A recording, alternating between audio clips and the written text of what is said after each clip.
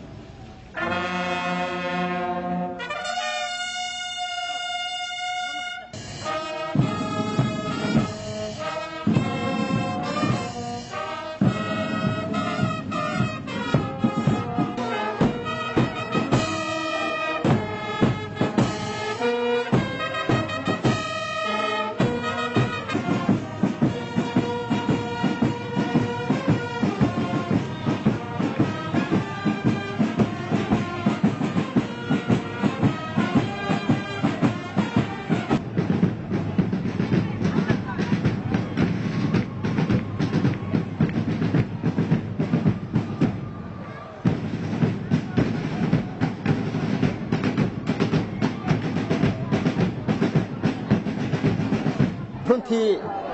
22 sano Soomaaliya waxa ka jiray burbur hadda waa ka soo kabtay burkii dawlad baa dhalatay dawladan ku meel gaar ahayn oo qaranaha dhalatay Soomaaliya waa ka baxday ku meel gaar Soomaaliya waa ka baxday qabyaalad Soomaaliya waa ka baxday in dib loo celiyo Soomaaliya ha noolaato Soomaaliya ha noolaato Soomaaliya ha noolaato. I wish all my fellow countrymen a happy Independence Day, the 55th year. We have gained independence from the colonizers, and now we need to gain independence from the terrorists. And I wish everyone puts their effort in gaining back our freedom and country back.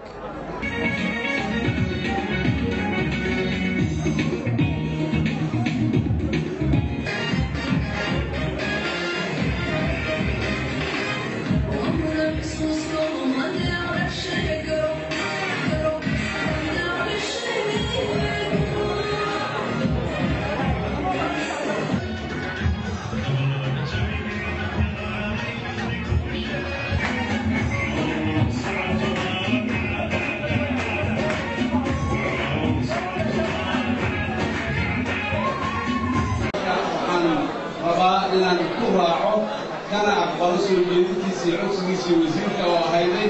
maanta in loo aqoonsado laguna magacaabo maalintii dib u soo noqoshada maalintii dib u soo kabashada maalintii dib u soo hiloobida maalintii dawlad Soomaaliyeed oo dhan dib ay u istaagtay dhibaatadii yareed iyo duurdarradii yareed ee gaartay kadib marka maanta waxaan nahay qaran soo kabtay طبعاً ولي بوغا بدن iyo haaro badan ay ku yaalaan laakiin taagan oo socdo oo dhaqaaqay ayaan nahay maanta marka dadka Soomaaliyeed dhammaantood munaasabada kooda luliya hambaryo sida guulada kooda sharaab hambaryo maalintaas dib u soo noqoshada iyo dib u soo kabashada iyo dib u soo noolaashadana hambaryo leeyahay calanka.com